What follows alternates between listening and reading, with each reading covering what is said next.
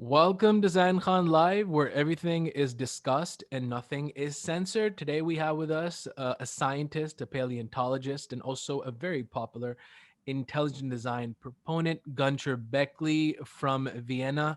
Thank you for joining us, Dr. Günter. It's a pleasure. Thank you. We have with us from Canada a scholar, a philosopher, a researcher, Matthew Ehret. He writes on geopolitics and also social issues. Welcome to our show, Matthew. It's a pleasure. Thank you for having me back on. Now, Matthew, let's start with the documentary of Ben Stein. It's a very it was out in 2008. It's been some time, but let's talk a little more about it. What could you understand? What did you extract from the documentary? What did you understand by it?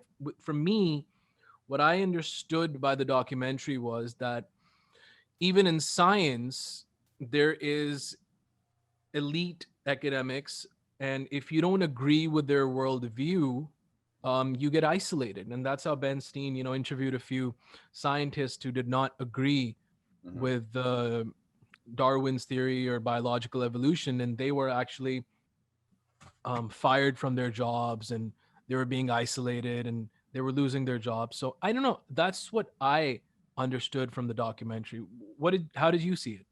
That documentary, No Intelligence Allowed, was really an eye-opener for me as somebody who doesn't have a thorough, I didn't have a saturated scientific background, but as somebody who was more engaged in political activities, working with political organizations, I was trying to make sense of our history. How did we get here? How do these problems, how were they generated?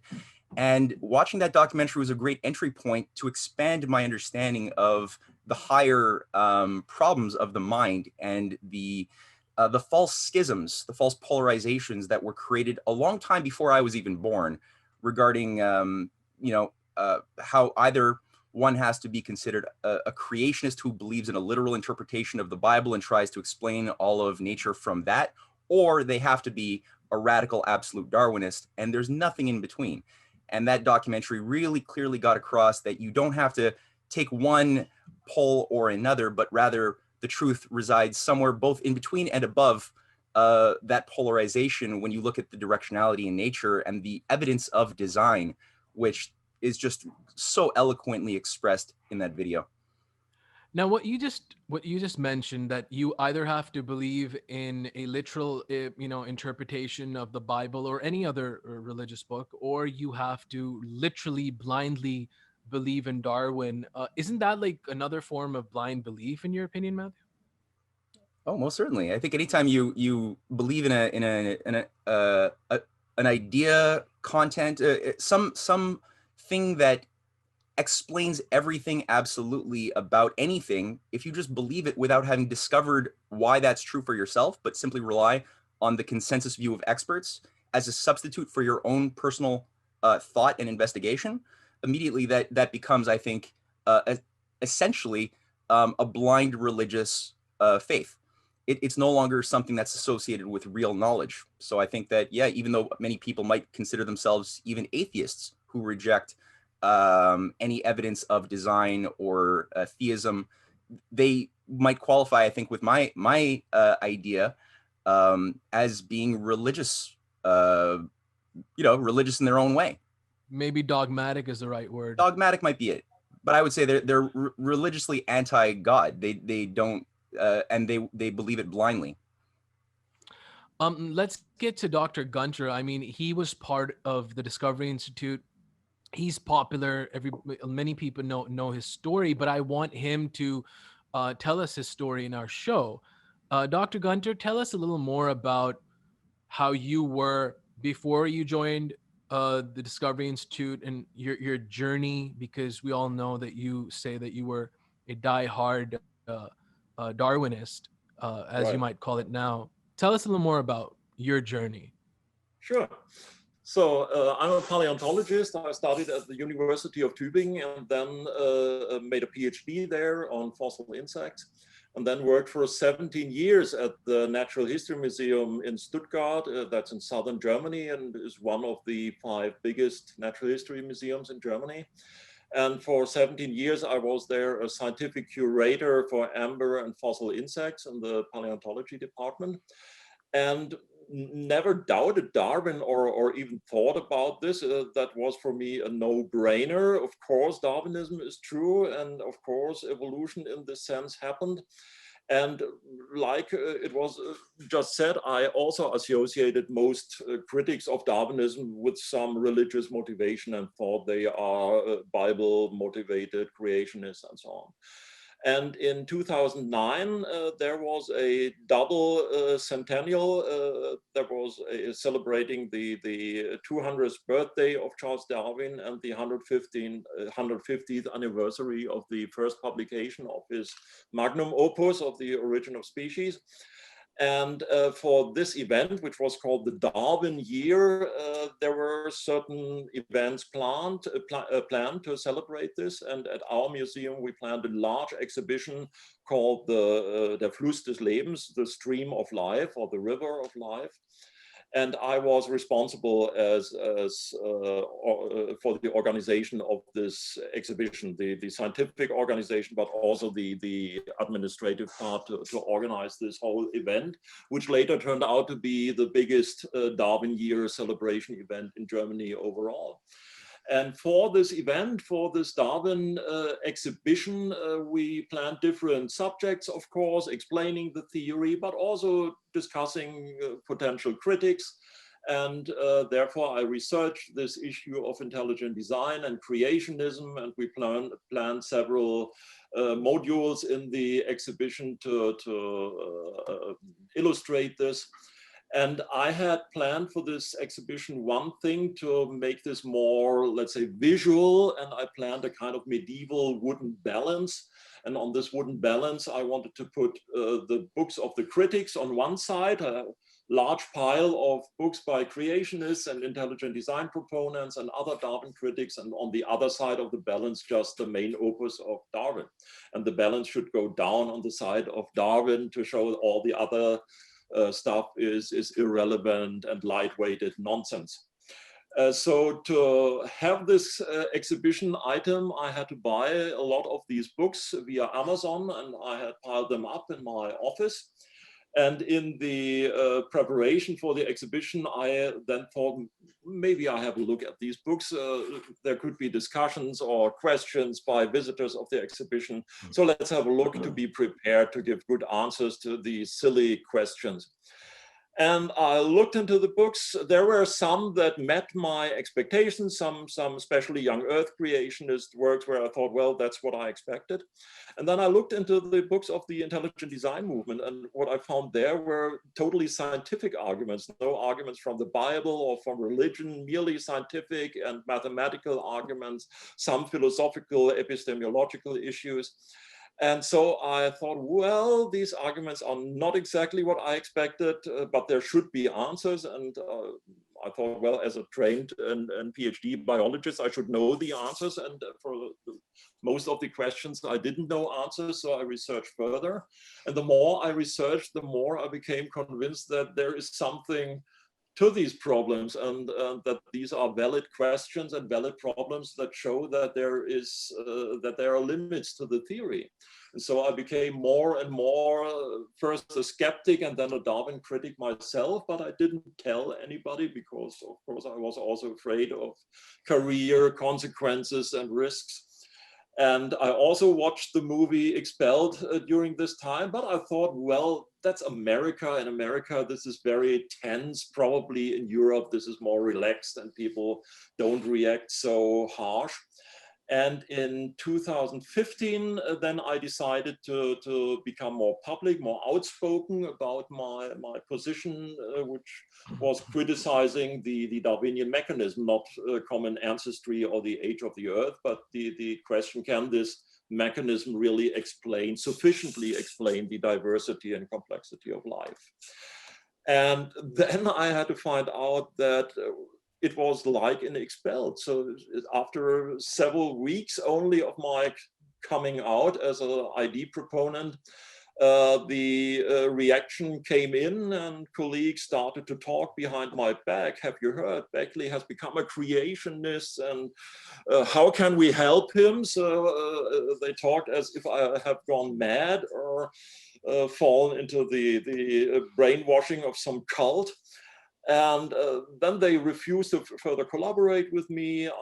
Suddenly, there were enormous administrative obstacles to get a new material, or to get approvals for research trips, or to get grant money, which never happened before. And this escalated over the following months. So there were career consequences. Career consequences. Definitely. It was actually after half a year, there was no productive work anymore possible. My website, which was purely scientific, had nothing to do with intelligent design, was purely about dragonflies and fossil insects, was deleted from the museum server. And I was in charge for another exhibition, which should be an exhibition about the amber forest. And I was the curator for amber. So the main position at the museum who had the expertise to do this. It was my idea to do this exhibition. And then I was called to the director, and she told me, well, with this exhibition, you will be also in the media presence, and there will be TV and radio interviews. We don't want you to have this exposed position. We will take this leadership of the exhibition away from you, and you have to do the footwork, and somebody else will stay in front and will be the official leader of this exhibition, which also happened. So this just some examples what happened, and which showed me, well, there's no future at this museum. I can't do work anymore. I can't do cooperations. I don't get fossils to study anymore because the money is refused. And so in the end of the year 2016, we agreed that I leave the museum more or less voluntarily. You can think for yourself how much voluntary this was. And then I had to look for something else. And as it turned out, I found a new place for doing research, and where I could say what I want and think what I want, and also do the research that interests me, and that it was at Discovery Institute. And there I'm now doing research on the relationship between the fossil record and the question of Darwinism, intelligent design. Great. Yeah, that's my story. Yeah. Great.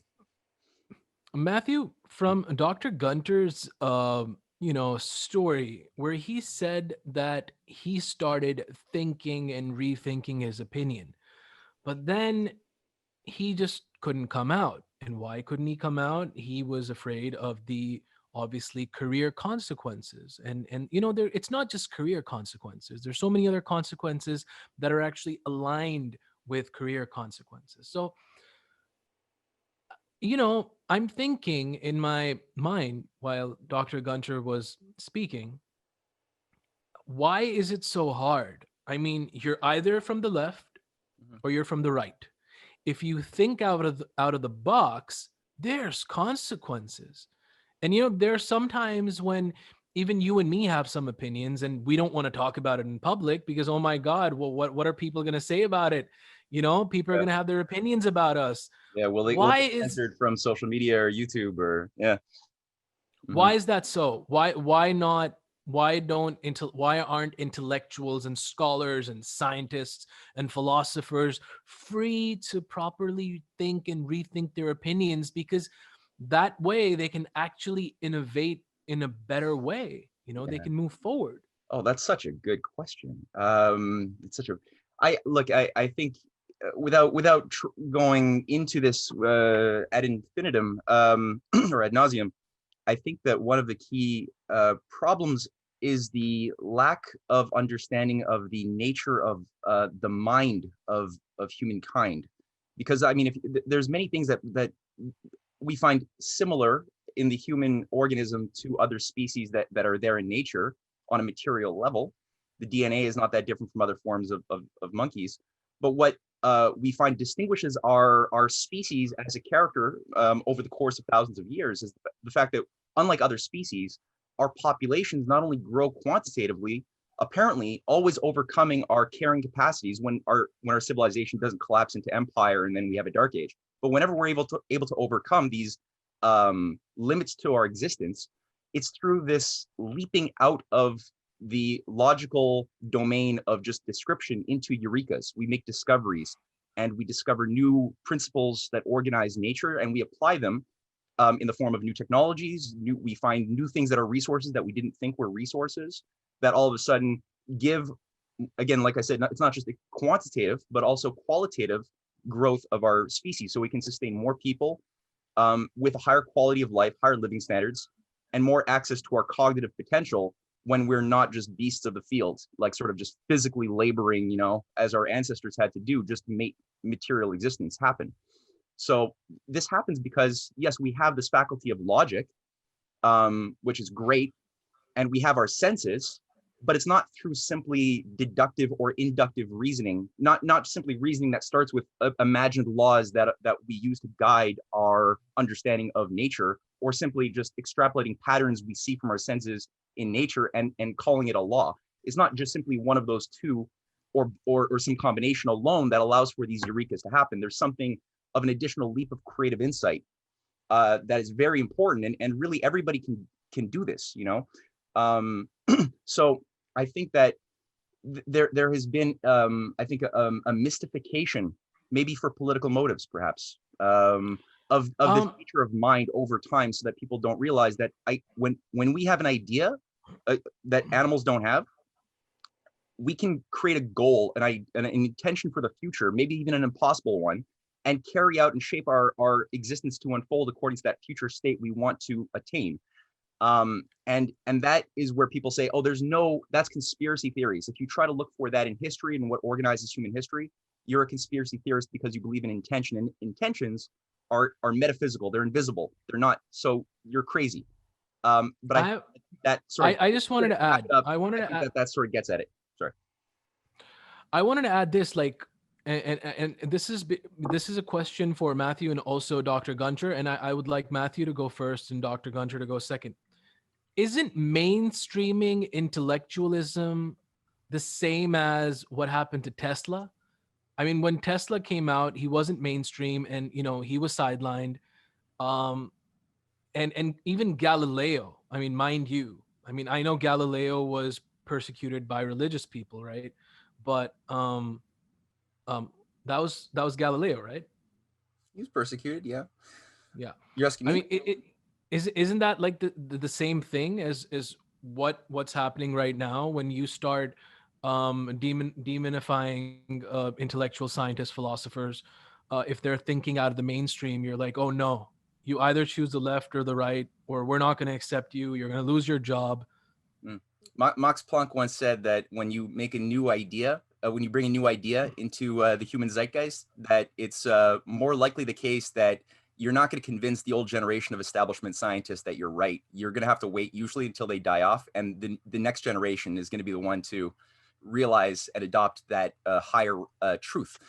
And I think that that's always sort of the schism we get, between the bread-fed scholar like Friedrich Schiller once called it. You have a choice as a student going into science or anything of either becoming a bread-fed scholar, the Brotgelehrten, the scholar who just builds their career for bread and for money and for fame and security, or you have the philosopher, the person who really loves truth. And you have a choice to make, and people often make the wrong choice. I'd like Dr. Gunter to answer this about mainstreaming intellectualism and intellectuals. And also, I want him to tell us a little more about the Discovery Institute and his experience there. Right.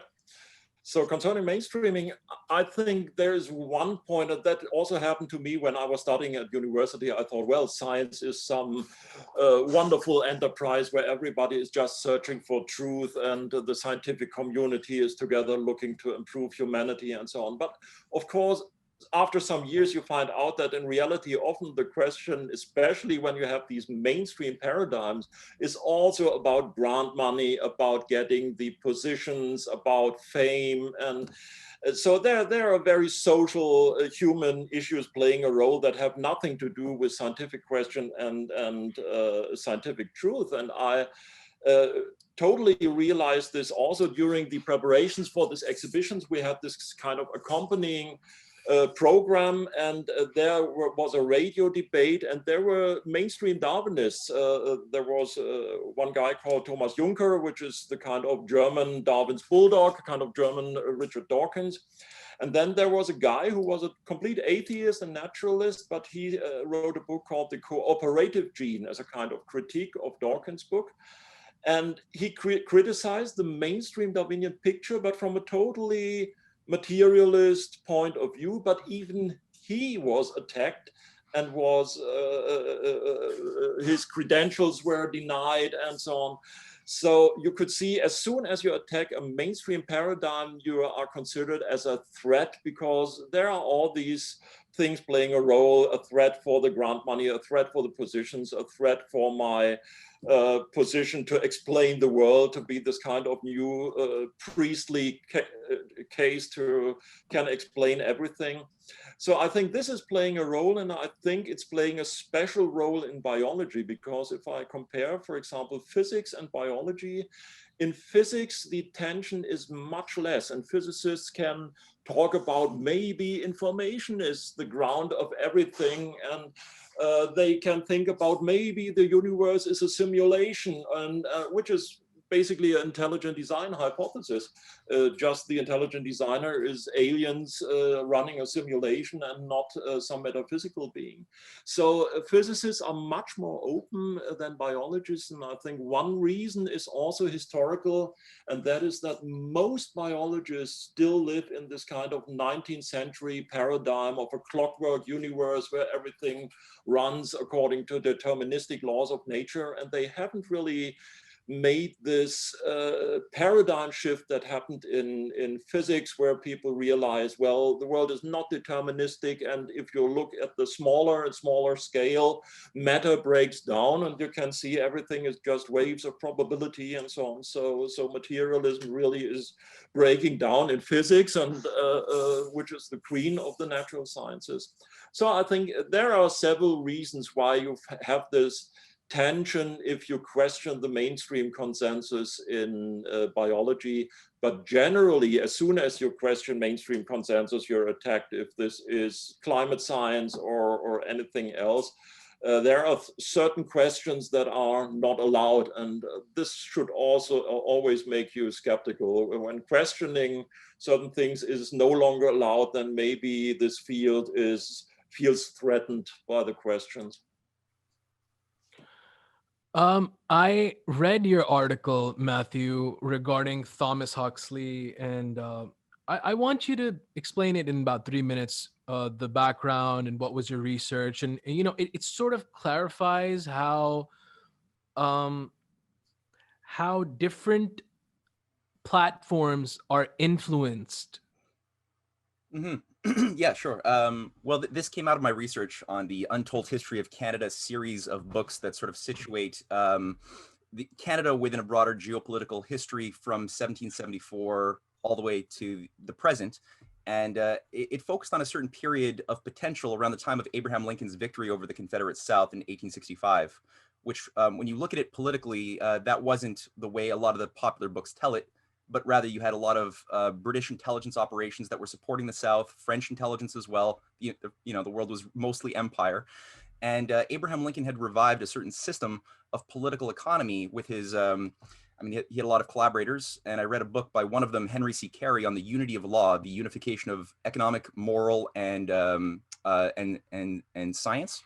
And it really targeted John Stuart Mill, Bentham, Darwin, Malthus, those four in this book. And it basically was justifying what Lincoln was doing in terms of creating a political economy where money wasn't the master, but was merely a servant for the general welfare. So the investments into developing full spectrum economies. It was called the National System of Political Economy. This was also being adopted after the Civil War by followers in Germany that created beforehand, that created the Zollverein in Germany to unify Germany, to create an industrial integrated nation that wouldn't be susceptible to foreign manipulation of a maritime sea power. Russia, Tsar Alexander II began applying this as well in Russia and Japan and beyond. So this was becoming the basis of a multipolar alliance that people like Ulysses S. Grant were fighting for, and many others, to expand this and help every nation of the world break free of the British unipolar system of empire and develop economies that could stand on their own 2 feet. Now, this is 1865. This is also the same year where the British Empire is going down. They've orchestrated opium wars in Crimea to destroy their enemies.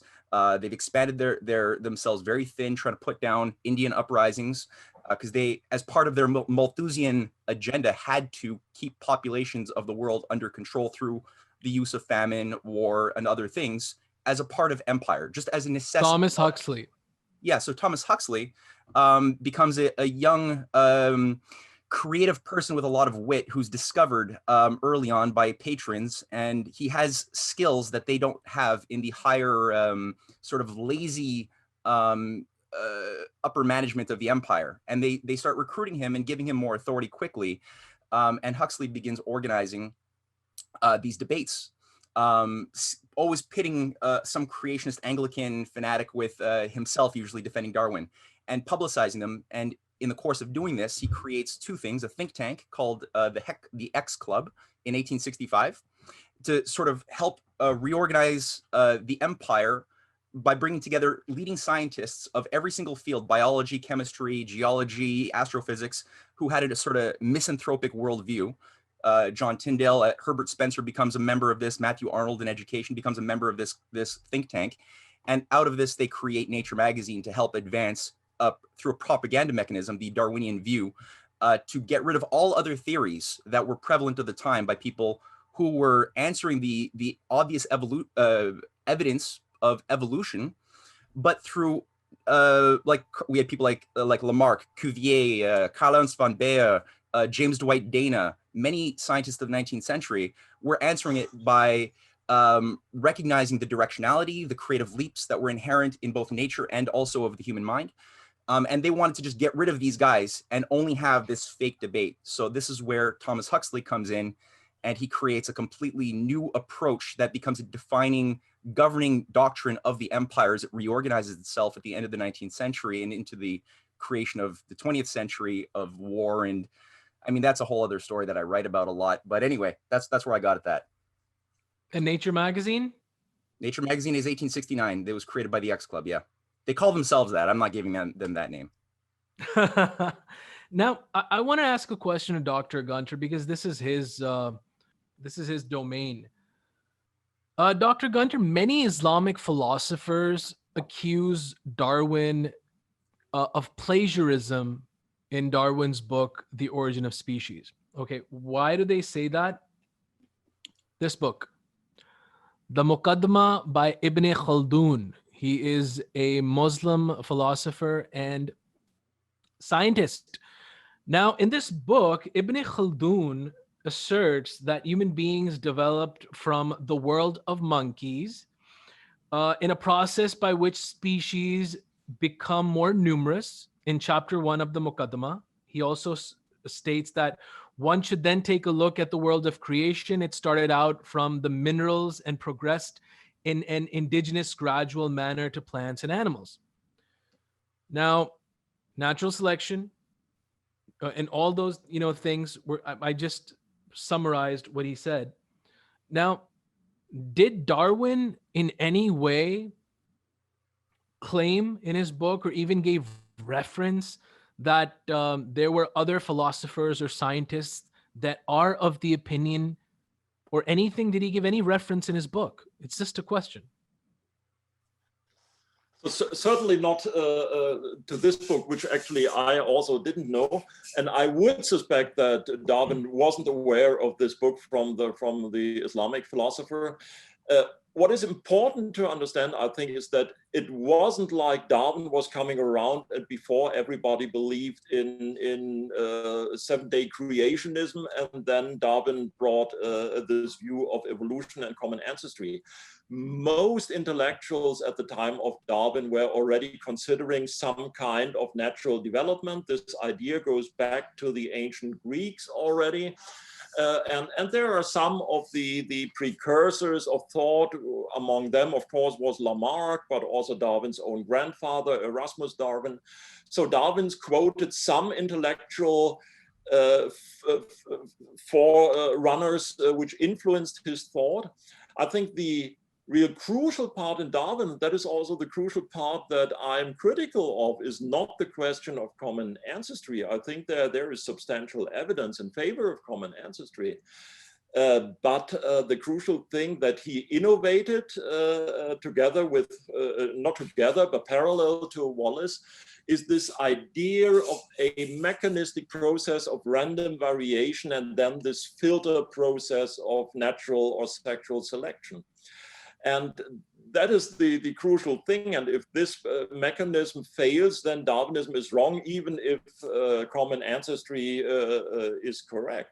So I think it would be go too far to accuse Darwin of plagiarism. Of course, there were different accusals of this kind also concerning the work of Wallace, which was sent to the Royal Institution for review, and Darwin could read it, and then of course saw somebody else is working on a similar subject, so I should speed up my own publication.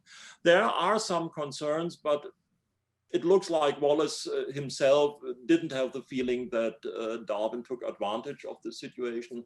Yeah. So both went along quite well together and agreed that they parallel developed the same idea, which was kind of in the air at this time. Also related to the social situation where you had this kind of the so-called developed nations apparently outperforming the third world nation and so on. There was this worldview fitted very well with this Darwinist picture, and also was the fertile ground to develop these ideas and later to further develop it into social Darwinism. And I think to refer to the article of Matthew, what I find interesting is that at the same time, at the late 19th century, you also have this kind of idea, which is basically a modern invention and is not true at all, of this conflict between science and religion. There's this famous book by William Draper from 1874, The History of the Conflict Between Religion and Science. And this worldview was really pushed at this time that there is a conflict between religious belief and scientific evidence. And of course, this was also pushed in these debates that were run by Huxley to paint the religious side as the dumb fools and the scientist as the educated, illuminated, rational part of humanity. And you still find this in people like Richard Dawkins, who say everybody who doubts Darwin must be either dumb or crazy or malevolent. It's still this case that people try to paint a kind of division there that never actually existed before. Even this example of Galileo is more a myth than reality, and Galileo was more criticized because he much estimated the evidence for his theory. At the time he was right, but the evidence he had was very bad, and that was rightly criticized. And and he was punished because he had very how would you call it, stubborn behavior, very aggressive, even against the Pope, who was in favor of him and really also financed part of his research. So it's not really true that Galileo was kind of discriminated by the church because he said that the cosmology is wrong. He was discriminated for other reasons, and maybe rightly in some, at least in some regards. So I was, and you're right, and I'm glad you gave us that information. I had no idea, but I was just trying to relate the right now, like the persecution at the moment with what. Yeah. I mean, I don't know if we call it persecution, but at least the isolation that they put, comparing it with Galileo's thing. Like anybody who has a new idea is just somehow silenced, and I think there are certainly new ideas. The question is, as soon as these new ideas threaten a certain paradigm, which is this ruling paradigm of materialism, also wedded with atheism, but basically materialism and naturalism, which is a kind of unnatural marriage between science and a metaphysical worldview, which is totally unnecessary. And I think it's very unfortunate because it restricts research and it basically puts handcuffs to scientists, how they may think and which kind of explanations they may invoke, even if the evidence would lean to a side they would prefer. They are not allowed to use this. So I think this is kind of a crazy development, but it happened. And as soon as you question this paradigm, this materialist paradigm, then you get this kind of pushback, and you get ostracized from the scientific community, and you're a nut job and a crackpot and so on. So Dr. I Günter, think that is the crucial point. I want you to explain to us, Dr. Günter, what is intelligent design? We want to hear it from the scientist's mouth. And also, we want you to identify the places where you disagree with Charles Darwin. So intelligent design basically is an empirical method. It has nothing to do with religion, even if the critics still will say this is an empirical method that is totally uncontroversial in a lot of fields. So in SETI research, you use a certain method to distinguish natural radio signals from potential signals from an alien civilization. In archaeology, you use a certain method to distinguish natural marks on a cave wall from man-made scratch marks or artistry. Or in forensics, you use certain criteria to distinguish a natural death from a murder case, a homicide case. And the same method is applicable also in the natural sciences. You can look, is there evidence that is not possible to be explained by chance or natural law or combination of thereof, which is best explained by intelligence, or at least by information coming from outside of the system. And that is the method that is suggested by intelligent design theory, to use this combination of a certain level of unlikeliness, of being unlikely compared to the available probabilistic resources, and independent an independent pattern, matching an independent pattern. So easy example, if you walk along the beach, any pattern of sand grains, of arrangement of sand grains, has the same unlikelihood or likelihood, whatever the pattern is. But if you find a heart-shaped engraving and there is John loves Mary, you will not think that this was the work of waves and wind, but you will immediately recognize it was an intelligent action, because it's not only unlikely like any pattern of sand grains, but it has this independent pattern that is matching the natural language content. So that is the method of intelligent design. And then you can use this for a research program to look, do we find phenomena in nature that meet these criteria and that are best explained by the action of an intelligent agent? And that is intelligent design theory. Intelligent design cannot identify the agent. And that is not cowardry, that people don't want to admit that they believe it's the Christian God or the Muslim God or whatever. It's simply, that's not in the realm of the applicability of the theory. The theory can show there is evidence for intelligent design, but not who was the designer, what was the motivation of the designer, what was the method of designing. That are questions that transgress the intelligent design method, and that require then different methods, or even metaphysics or religion or whatever.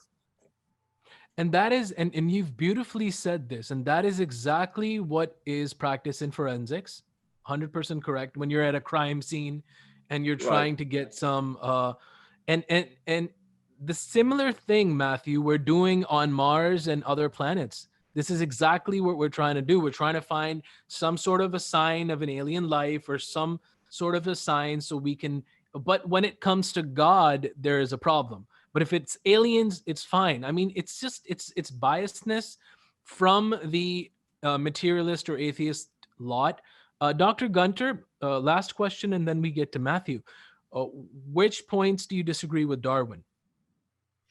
Basically, the mechanism. So the question is not, is the mechanism wrong? Of course, natural selection and random variation works on a certain level, maybe on the level of speciation, that you have one founder finch species on Galapagos differentiating into different finches.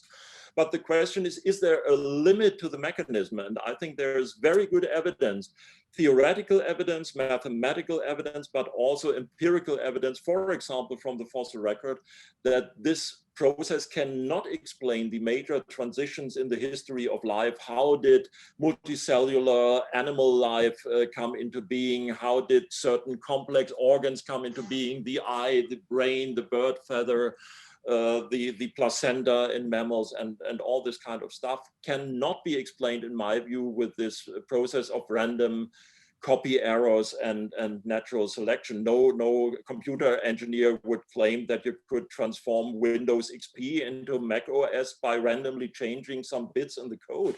The only thing that you will do is break the code before you can even reach some minor new function. And I think this mechanism is the crucial thing that fails to explain the real phenomena. And that is not just said by intelligent design proponents. There are a lot of mainstream theoretical biologists who acknowledge, and meanwhile openly acknowledge, that neo-Darwinism, and neo-Darwinism is just the term, or the modern synthesis is a synonym, the term for this process of random variation, natural selection, that this mechanism cannot explain new organs, phenotypic complexity, and novel structures, and these non-gradual transitions in the history of life. This is meanwhile recognized by most of the theoretical biologists that work on this field, and they are like crazy looking for new paradigms. And there are all these catchwords like niche construction and phenotypic plasticity and evo-devo and so on, where they try to find a new mechanism that could fill this gap that is left by the explanatory deficits of Darwinism.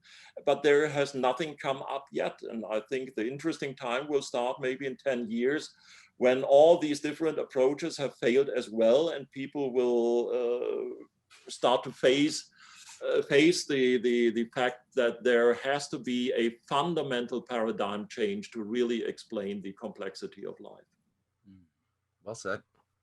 Well said. Well said. Matthew, getting to Darwinism, I was going through a book on social Darwinism, and seriously, when I finished that book, it was pretty creepy. I want you to give your thoughts on social Darwinism. I mean, I was once with a scientist, right? Mm. And we were having our discussion. We were talking, and he agrees with biological evolution. He's a materialist scientist. And all of a sudden, I asked him a question. I'm like, did you ever go through the social Darwinism theory? And he's like, that doesn't mean it isn't true. Mm. That doesn't make it untrue, right? Just because it's creepy doesn't make it untrue. But yeah. Well, how do you approach social Darwinism? Your comments on that? Yeah, you kind of, I think, have to do it in a tactful way, with a bit of mockery, or at least showcase a little bit of the absurdity of it through your own. Like for example, 2006, Richard Dawkins writes in an article where he defends eugenics, and he says, sure, Hitler did a lot of bad things, but there's a lot of scientific evidence behind the science of eugenics that people are afraid to look at. And just because having a bigger claw or height is hereditary, why would we assume that aptitude for music or mathematics isn't also hereditary? And couldn't we use this knowledge? Just throwing it out there. And I mean, that's horrific if you really, really get into it. And this is the guy who said every single idea of mankind that existed before 1859 should be scrapped and treated like crap in his Selfish Gene introduction. So you have this uncomfortable reality that, and Ben Stein in his Expelled did get at that nicely in a scary, creepy way, that the same ideas of eugenics that gave birth and rise to fascism in the 1920s and 30s simply changed its costume, and we find it still infusing itself in a lot of fields of science. It's uncomfortable to look at. Almost anywhere you look, there's residues, strong ones, of the carryover. But I think social Darwinism, like a lot of people say, oh, it wasn't Darwin's fault. He didn't want to apply this to human society. That was Spencer. And it's like, well, I read The Descent of Man from 1872, and in it, Darwin directly says that only the foolest of species would allow the weakest and dumbest of their species to breed and reproduce. Now, he then says in the next paragraph, but we're moral creatures, and we will keep our weak alive because we're moral. So he's basically saying that he, as a moral being, doesn't like the social consequences of his theory of the universe, of nature at least.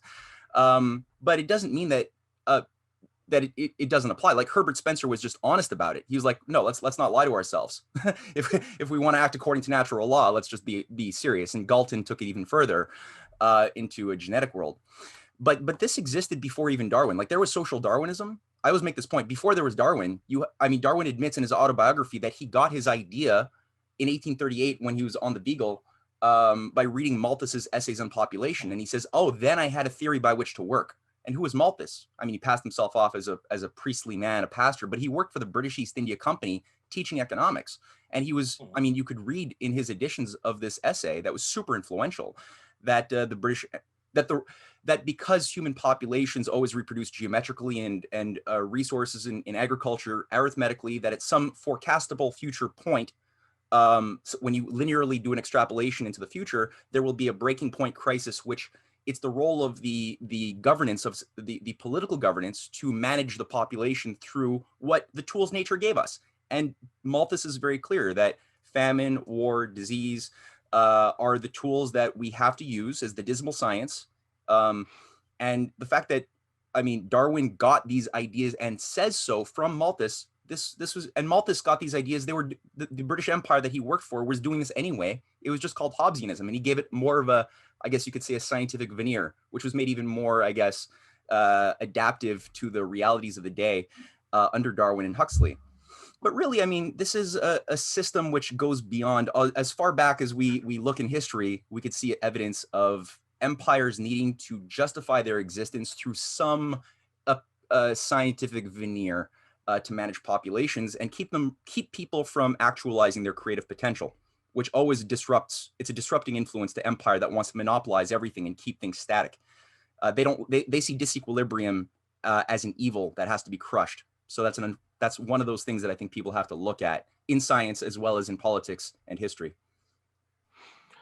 Dr. Günter, as a scientist, but a scientist who abides by the intelligent design worldview, I've always wondered this question. How open is the intelligent design worldview towards aliens or extraterrestrial life? How do they look at it? I think there is no position of the ID movement to this, because that's a question that is, let's say, orthogonal to your personal. Your personal. My personal opinion is that it's very unlikely, because I think that the question that life originates naturally is extremely unlikely, so unlikely that some scientists like Eugene Koonin, meanwhile, even invoke infinite multiverse to explain the origin of life, because the probabilistic resources of our universe wouldn't be sufficient to explain life even on Earth. So having life on different planets, I think, would be rather an argument for, if we find it, rather an argument for intelligent design and for multiple creation on different planets, because it would be even more absurd to believe that this came into being by a natural process multiple times in the same universe. So I would be skeptical. I think we are alone in the universe on our planet, at least alone as an intelligent species. One thing to the social Darwinist question, strangely, I think I can defend Richard Dawkins in a way, because he also said that he is only a Darwinist in terms of biology, but when it comes to human society, he is an anti-Darwinist and he doesn't want to have Darwinism. But the dangerous thing, I think, is that there's no reason why he should have this position. If Darwinism is correct, and especially if you combine Darwinism with materialism and atheism, there is no really logical reason why you should have moral restraints to extinguish the weak and to have a Nietzschean view of human society. This worldview doesn't have the philosophical resources to have some kind of human rights or human dignity. We are just bags of carbon and water and elementary particles doing their thing. So I think even though Dawkins can be applauded that he has this moral position, and I think he's a quite decent human being in terms of his moral position, but I think it is inconsistent with his worldview. And if his worldview is really consistently applied, then the social Darwinism of the 19th century will be really peanuts. And we see it in a lot of philosophers who now push this view that free will is an illusion, your self is an illusion, you don't even really exist, there is no objective moral values, and so on.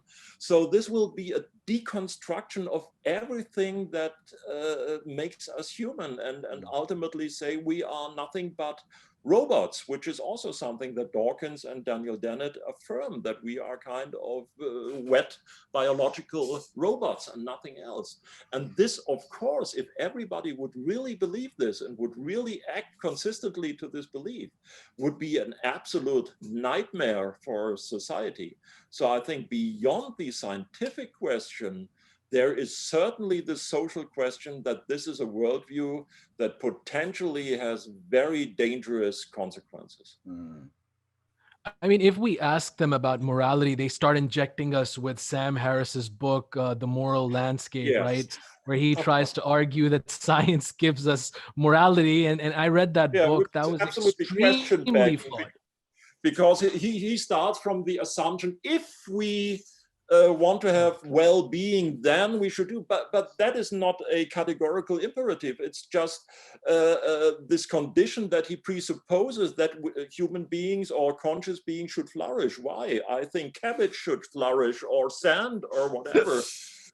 So he doesn't really explain where this value of flourishing of conscious beings comes from. But when you assume that the flourishing of conscious beings should be maximized, then of course you can derive certain imperatives from it, but that's hardly a fundamental insight. I would just say, can I say something to this? Yeah, sure, you can add. Okay, yeah, I was just thinking about the categorical imperative idea and trying to scientifically explain away the existence of certain immaterial things like love, or agapic love, the higher order of love that you see so brilliantly animating the hearts of great people like Martin Luther King. When you read Martin Luther King Jr.'s speeches, or I mean Abraham Lincoln, you just read the speeches of some of these sublime souls, and they really did love themselves. They cared about the health of their own soul. They loved their fellow human beings, and they loved humanity as a idea, and they loved their idea of God, that they had a direct relationship, and this all shaped their identities and their choices and their insight that were creative. They had an ability to tap into a certain creative source that people didn't understand in their own lifetimes, but it was powerful. And I think when you try to say, oh, I've had biologists explain to me that, oh yeah, Martin Luther King actually didn't, there's no love. It's enlightened self-interest. That's all it is. And they try to reduce it all to some genetic sort of explanation. But I mean, you're ignoring something which is discoverable if you look for it, and you're cutting yourself off from your own access to it inside of yourself, which is why I think Friedrich Schiller wrote of Kant. He was horrified that Kant had developed his categorical imperatives, because Schiller said, no, we have love, we have free will, and no man to be truly free must. We must be the creature that develops our desires in conformity with our reason as a mature species, so that we desire what we should do. We shouldn't always feel some conflict with ourselves, the way you have in the Kantian system. So yeah, I'll just throw that. And that also influenced Humboldt, Alexander von Humboldt, Wilhelm, who were big influences in creating a whole social scientific movement that had big influences in America with James Dwight Dana and a lot of the scientists who were looking at evolution and looking for these higher qualities in nature. It's very clear. Dr. Günter, I mean, I've always wanted to ask you this question, because I was reading your biography and it said that you are a fossil expert. Am I correct? I hope I'm not a fossil expert, but I'm an expert on fossils. Yes, that's what I meant. That's what I meant. My question, my question is that why does the theory of evolution lack fossil record? I've always wondered this. Like, if we can actually find dinosaurs Why can't we find those fossils that are missing? Yeah, I think it depends how you define evolution. If you define evolution just as common ancestry and you look at the fossil record, then you have evidence. Then you find there is a certain order in the fossil record. It's not chaotic. You find more simple forms of life in the lower and older layers and more developed forms of life in the higher and younger layers. The younger the layers are, the more similar they are to the modern flora and fauna. So there's some evidence that is arguably best explained by this hypothesis of common ancestry. But still, I think it should be allowed to also mention some conflicting evidence. But generally, I would affirm this. So where the fossil record really disagrees with Darwin is there is a very much integral part of Darwin's theory is gradualism. And it's not for nothing that Darwin mentioned 6 times in his book the Latin sentence, natura non facit saltum, nature doesn't make jumps, because he was very aware that as soon as you allow for saltations, then you cannot longer explain this process naturalistically. Then you have to invoke something like miracles or to explain these very, very unlikely saltations. So he wanted to have a very much gradual process. And that's still true today. Richard Dawkins has this metaphor of climbing mountain improbable. You cannot jump up the steep cliff, but you can slowly walk on the backside of the mountain where there's a gentle slope, and step by step you can climb mountain improbable. But the fossil record shows that consistently over all periods of Earth history in all different groups of organisms, the fossil record is discontinuous, and new body plans appear suddenly. And suddenly, not only in terms of, let's say, geological periods of time, but suddenly really in the sense that within the lifetime of 1 or 2 successive species, you have a transformation, let's say, from a pig-like artiodactyl ancestor into a fully marine whale. This kind of re-engineering within the lifespan of 1 or 2 successive species is simply impossible by the Darwinian process, which would require thousands of minor variations adding up to each other. So I think this is really empirical falsification of the theory. And usually when your theory conflicts with the empirical data, you question your theory and redesign the theory. But what sometimes happens, or often happens with Darwinism, is that either the data are questions or the data are reinterpreted into the theory. And the theory says, well, we predicted this all along. If first theory predicts gradualism, but suddenly the theory is reformulated in a way that say, oh, it can also predict non-gradual transitions. So then you have something that is really protecting itself against falsification, and you get some kind of system that is more similar to psychoanalysis or other fields of pseudoscience that are non-falsifiable. Mm. So I think that is the real problem between Darwinism and the fossil record. We're gonna talk for another five more minutes. Can I ask a follow? Can I ask a question to the doctor? Yeah, sure. Yeah, sure. I'm sorry if I was going to steal this question from you. I don't know if this entered your mind too, Zain.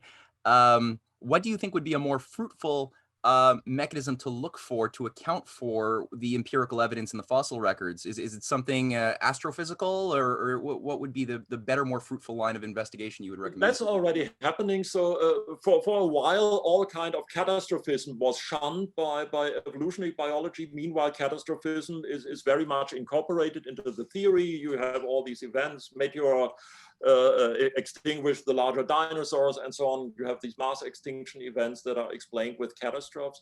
But I think this doesn't explain the really abrupt appearances of new body plans, new complex structures, new types of organisms.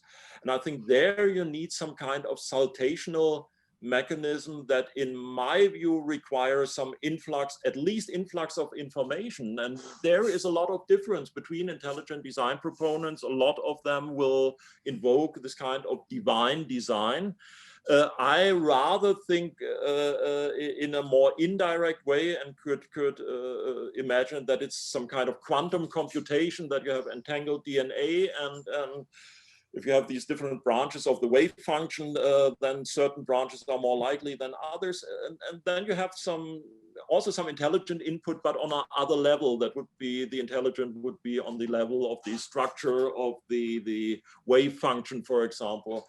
But I think it would go too far to go into the details. But there are different approaches by different intelligent design proponents how you could explain these phenomena. But I think the crucial thing is that you must allow for some kind of non-gradual saltational mechanism, saltational events to really do justice to the empirical data and not trying to explain them away, as many scientists try and say, well, there was no Cambrian explosion, and it was really gradual, and we only didn't find the fossils for this or that reason.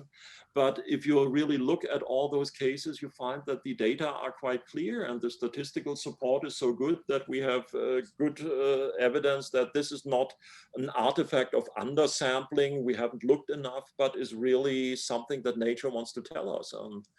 Then we should draw our conclusions and formulate new hypotheses. Mm.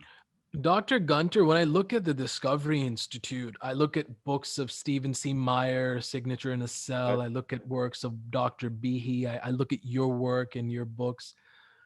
I want you to summarize some major points where you can advocate intelligent design. I think different points. I think on the level of the universe, certainly the question, why is there anything rather than nothing? Why do we have this fine-tuning of the universe, of the laws of nature, of the physical constants? That is something that can either be explained by some kind of metaphysical being outside of space and time as explanation, or by the multiverse hypothesis. And there are other problems with the multiverse hypothesis why I don't believe in this option. Basically, it makes any kind of rational discourse impossible, because in an infinite multiverse, everything that can happen happens in an infinite number of time, and then you cannot distinguish between likely and unlikely events anymore. Right. So that is one point. I think on the level of the origin of life, there's certainly intelligent design needed, because the whole field of of origin of life research basically failed to find any convincing hypothesis how the first living cell originated. I think on the level of the major transitions in the history of life itself, how certain structures came into being, how certain body plans come into being, there have to be design explanations, which doesn't mean that on the lower levels there can't be design explanations, but there we don't have the, let's say, the method doesn't deliver the evidence with a statistically sufficient reliable signal. So we have it for the larger transitions. If there's also intelligent design for the minor transitions, we don't know it, possible or not. And then I think certainly on the level of origin of consciousness, which is not for nothing called by David Chalmers, philosopher of mind, the hard problem of consciousness, because I think it is in principle impossible to explain this with a materialistic, mechanistic explanation, because you can't explain a first-person phenomenon from a third-person view. This cannot work in principle.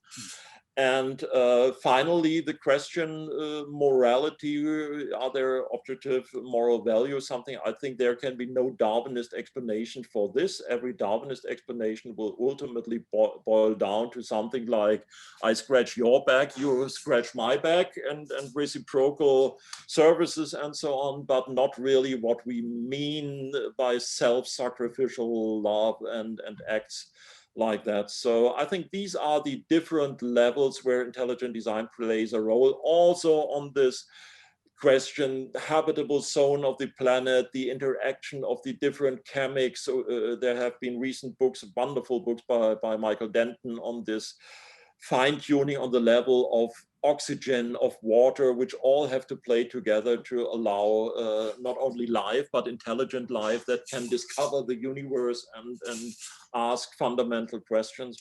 So I think there are multiple levels where the evidence clearly cries out for a design explanation and for real teleology in nature. Also that you have this overall pattern of development in the history of life, from simple to complex and from more and more independent from the habitats and the biotopes. and having more intelligence, more mental capacities. Of course, it's just average, and there are showcases for different trends, but on the average, I think there's a clear trend where you can see this is a directional development and not a chaotic development as it would be predicted by Darwin. Matthew, I want to get to the last question with you. We look at arguments against the intelligent design theory, and that argument is very spread out, but I want to rephrase it. Materialists are like, look at the human being's jaw. Look, it's so imperfect, and look at the eyes. We could have made them better, and look at the forehead. It should have been shorter or bigger. I mean, we're not advocating perfect design. We're advocating intelligent design, and there's a difference between perfection and intelligence. What do you say about that, Matthew? Between perfection and intelligence? We're just saying, how do you see this argument? I mean, I've seen many atheist philosophers criticizing how human beings are made. Look at the nose, look at the eyes. It should have been better. This could have been better. And what I'm saying is that intelligent design never argues a perfect design. It says an intelligent design. Okay, yeah, I think that it's really valuable to look at some things like these very important debates. And here I'm not referring to the Huxley versus Anglican creationist debates, but rather if you go back a little bit further and look at the Leibniz-Clark correspondence, where Clark, just like Huxley was sort of the controller and representative of Darwin as his bulldog, Clark was the bulldog for Newton. Newton, just like Huxley, couldn't be trusted to defend their own theories in public when you had a real a competent scientist debate them. And Leibniz was a very competent scientist. And his work on dynamics, on the continuum, on vis viva were very, very important, and I think have great relevance to the anti-Darwinian approach to even evolution today. But Leibniz is famously mocked for having said, this is the best of all possible worlds. People say, oh, but obviously we can imagine a world that's better. And you have Voltaire and Candide making fun of like this poor guy who's just super naive and gullible, saying, "Oh, it's the best of all possible worlds," but is like he loses his legs, his loved ones die, and Voltaire's a cynic and he wants you to just basically recuperate from your naive optimism in humanity that you might have gotten by reading Leibniz. Leibniz actually did make discoveries of the infinitesimal calculus. He actually made breakthroughs in like paradigm shifting breakthroughs in almost every branch of knowledge, really, in linguistics and history and in science, you name it. So he wasn't just anybody. And he makes the point, no, I don't, in this debate with Clark, that I'm not saying it's the best of all possible universe because it's just, it can't get any better. It's because it can always get better that it's the best of all possible universe. Because if God made the universe in a perfect way that couldn't be made better, then that puts a big limitation on our idea of what God can do himself. God would be inhibited from making things better, which makes him not much of a god. It makes the world kind of bad. We'd all be robots, being perfect. So it's because we have that ability to willfully make things better, to change our circumstances, that is a living evidence that we live in the best of all possible worlds. So it's never perfect, because if it were, it would be very imperfect. But the fact that it's able to direct in a directionality, move in a certain self-perfectibility when it comes to mankind. We see that we had that there in nature anyway before humankind and self-conscious reasoning. It was already, we see evidence of this natural flow, but with human beings, we can accelerate that to the point that we can create elements on the periodic table, like the transuranics, that we didn't find in nature because we were able to make breakthroughs in the geometry of the atom and then apply it to make life better for our future posterity. So all of that is, I think, really contained in Leibniz's worldview. And if they read those Leibniz-Clark correspondences, I mean, you can see the contrast of the mechanistic view of the universe represented by this this clock that's just winding away and losing its potential for change in the Darwinian system, versus the Leibnizian system of a self-developing universe based on certain specific reasons. So I think that, yeah, people just need to have access to these things in their education system and work them through on their own, which we don't have under our current world, unfortunately. I think that has to change in the new paradigm of science that's ahead of us. Last question. maybe I could add one point concerning this question of malfunctioning design, of alleged bad design, and that is of course always a little bit naive to imagine that you could improve one special thing without changing the rest. But every engineer knows that you have to make trade-offs, and of course you could make a cheetah running 1,000 kilometers per hour, but then its heart would have to be bigger than the whole animal, and it would outrun all of its prey and would be extinct in a few months. So these trade-offs often explain alleged bad design, because the bad design is not so bad if you look at the whole picture and not only at an isolated structure. That's good. And that is Leibniz right there, because Leibniz was saying you may not know anything absolutely in its perfect absolute sense, but you can get at this through what he calls analysis situs, or the geometry of position by triangulation from a variety of perspectives. You can zero in on your thought concept that is the solution to a problem, but you can never know it in that sort of naive absolute way that Bertrand Russell refutes in his works, or So yeah, what you're just saying there is key. You have to look at the whole system as one dynamic process rather than try to look at things bottom up from like one part to another part, Exactly. And then you get the three-body problem. And even though if a design is flawed, that doesn't make it unintelligent. It's still intelligent. No, it's just not even perfect. A bad car is a designed car and not a non-designed car. My last question to Dr. Günter is that do you see intelligent design being taught in universities in the near future? No. And the last second, I think first it would be too much optimistic to think that it could be taught, let's say, on the scale of the next years, because that is not the way science works. So it will be taught in school or at university as soon as it reaches a certain threshold where it is accepted by other scientists, by mainstream scientists. And of course, currently it doesn't look like this is happening too fast because there are these worldview barriers. I think this will happen rather on a midterm scale of 20, 30 years. And I think the change will come rather from physics, when physics really has shown that materialism fails and that the fundamental building block of nature is not matter, but information and so on. I think if this really also gets into the minds of biologists, then they will be more open to other approaches. And when all these extended synthesis stuff has failed, then they will also be more open to a paradigm shift. So I think it will take longer. Ultimately, I think truth will prevail. And I'm very much convinced that intelligent design has a valid point and is correct.